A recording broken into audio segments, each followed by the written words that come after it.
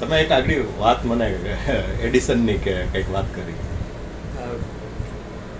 કદાચ વિશ્વના 20મી સદીના 2 વૈજ્ઞાનિકોને સ્થાન મળ્યું. હા, એમાં એક આઈન્સ્ટાઈનને ને બીજા એડિસન. બરાબર 10 પુરુષોમાં વિશ્વના શ્રેષ્ઠ. બરાબર. મેં એનો અભ્યાસ કરતા એવું લાગ્યું અને મને 2 બાબત એની બહુ ગમી.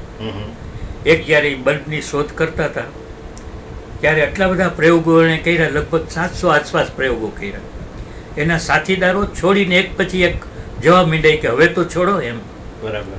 પણ એક છેલ્લા સાથીદાર સાથે વાત કરતા કરતા એને કહ્યું કે હવે બલ્બ જાશે ક્યાં? આપણે 700 જગ્યાએ ટેસ્ટ કર્યું એટલે હવે એનો અંતિમ છે. એને આપણે શોધે છૂટકો છે. બરાબર. અને 700ના 2 પ્રયોગમાં એને સફળતા મળી. 702 પ્રયોગ. હા, વાહ.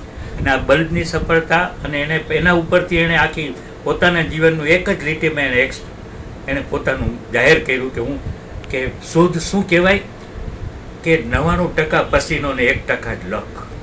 જે પસીનો પાડી શકે ને એ સંશોધનમાં સફળ થઈ શકે. અને આ બધી અસફળતામાં પણ સફળતા એને જોઈને તો જ એ માણસ પ્રાપ્ત કરી શકે. બરાબર. આ એની વાત હતી.